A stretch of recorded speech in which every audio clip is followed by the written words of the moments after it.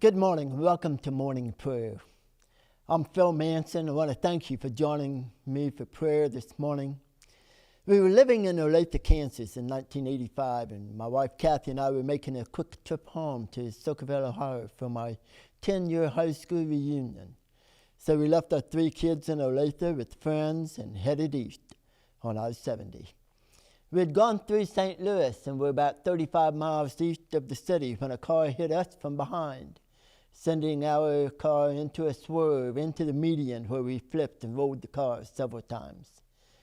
Kathy was thrown from the car. I was still inside. The roof of the car was crushed down onto the back seat where the kids would have been sitting.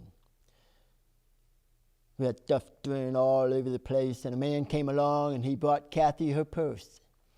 And he brought me my hearing aid. He found my hearing aid in the grassy ditch.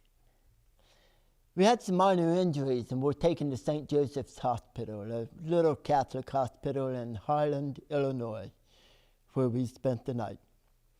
We awoke the next morning to one of the sisters, one of the nuns, praying over the hospital loudspeakers, and found that to be such a calm and a comfort, found her prayer to be such a calm and a comfort when our world had literally been turned upside down.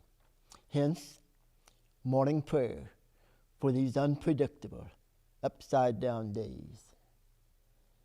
In Psalm 46, we find these words: God is our refuge and strength, an ever-present help in trouble. Therefore we will not fear, though the earth give way and the mountains fall into the heart of the sea, though its waters roar and foam and the mountains quake with their surging. He says, be still and know that I am God. I will be exalted among the nations. I will be exalted in the earth.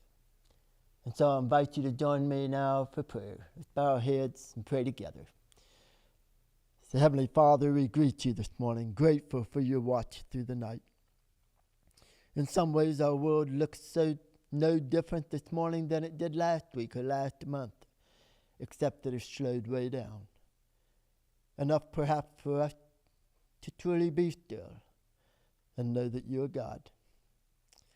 You are our refuge and strength. You are an ever-present help in trouble. We have no assurances about tomorrow, whether the earth will give way or life returns to normal, but our trust is in you. With schools closed, our children and their teachers will face a new mode of learning online. Parents are figuring out a new schedule that reminds us of summer. Some are wondering about the security of their jobs.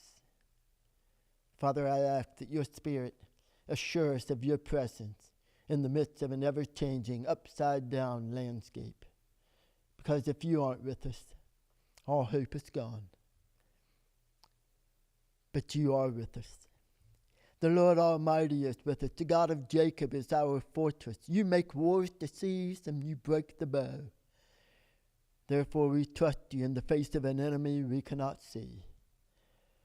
So Father, be with those who are seeking a vaccine, a cure. Strengthen our doctors and nurses. Minister to those suffering with sickness. And grant us courage to serve for the glory of your name. Amen.